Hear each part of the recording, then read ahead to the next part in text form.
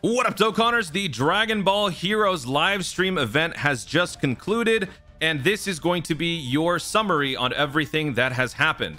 Now, most of it was obviously for stuff that didn't really pertain to Dokkan, so if you are not interested in Dragon Ball Heroes stuff like the card game, the promotional anime, and things like that, then most of the live stream would not pertain to you. By the time you're watching this, chances are the live stream that I was a part of probably got taken down because a full anime episode was released, and I kind of watched it. So this is going to be a quick summary of what we got. Just a couple of things here and there. They talked about the like the OC characters. They all got they both got the Super Saiyan 4, Super Saiyan 4 limit breakers. They went over some really cool new card things. There's like a link card thing where like individually they have cool artwork, but then when you combine them together, they make a new piece of art, which is even cooler. They had some really cool new secret rare format where sometimes you're going to get the actual card itself of a character doing something, and then you're going to get a secret variant out there where the character is doing that action in the presence of another character, so like completely changes the perspective. So some really cool stuff.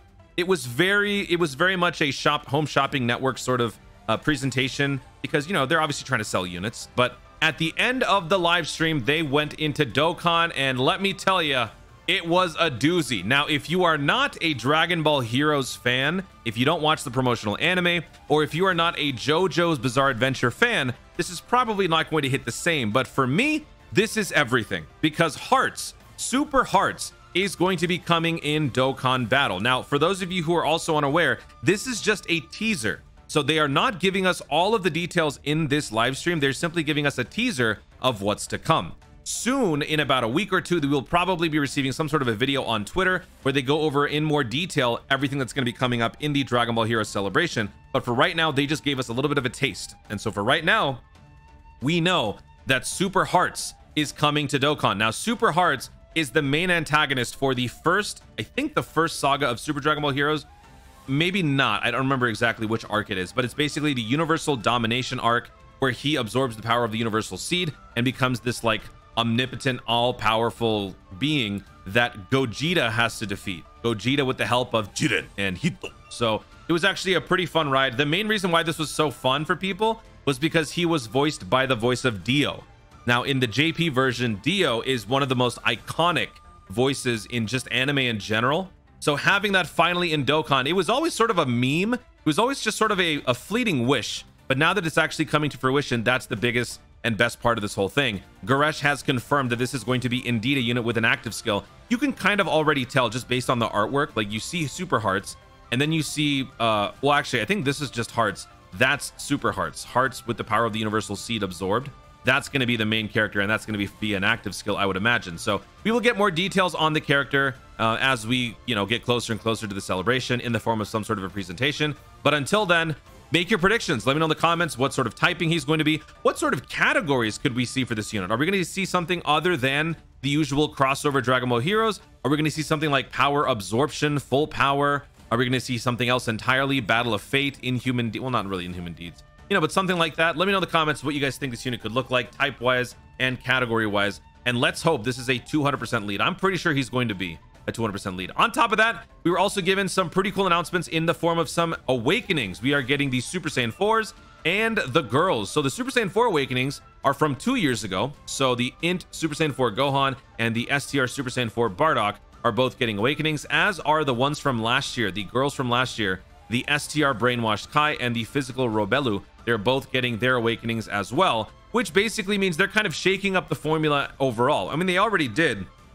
with this guy being one of the main selling points, because we were kind of under the impression that they were steadily progressing forward and kind of skipping arcs, you know, to kind of keep on pace somewhat with the promotional anime.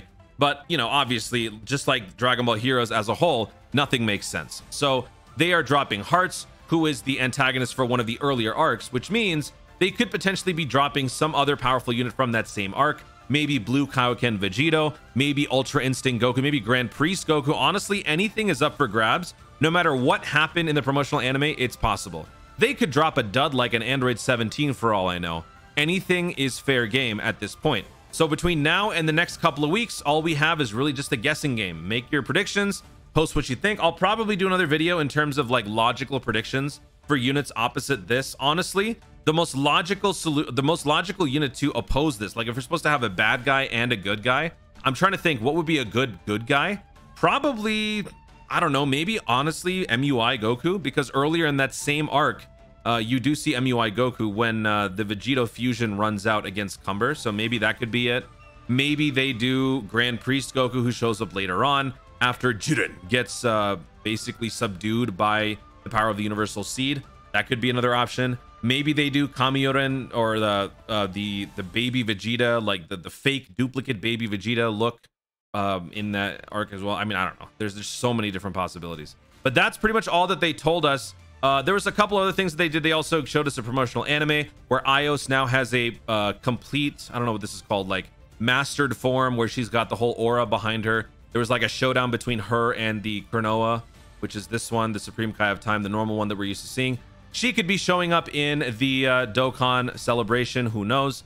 It's anyone's guess. So there you have it. I'm not going to waste any more time. That is it for this video. Let me know in the comments what your hype level is, what your excitement level is, and let me know some possible builds and theories for the rest of this celebration coming up. Guys, thank you so much for watching. If you enjoyed the video, be sure to leave a like down below. Let me know in the comments your initial reaction, your gut reaction to the announcement of Dio joining Dokkan. This is so huge for me. I'm so happy. So obviously I'm going to be going for an insane rainbow, probably even an SSR rainbow, to be quite frank. But you know what? With these guaranteed featured SSR banners being how they are for Dragon Ball Heroes, I would not be surprised if I ended up getting an SSR rainbow as well.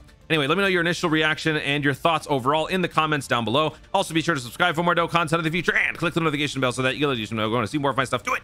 Thanks again. Stay tuned and always remember to Dokkan responsibly.